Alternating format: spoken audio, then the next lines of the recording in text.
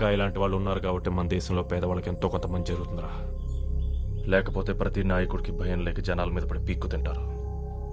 తీసుకెళ్ళండి అన్న. తీసుకురండిరా, వీడికి మనమేంటో మన సిద్ధాంతాలేంటో నేర్పిద్దాం. ఇప్పుడు ఎలా ఉంది మామయ్య?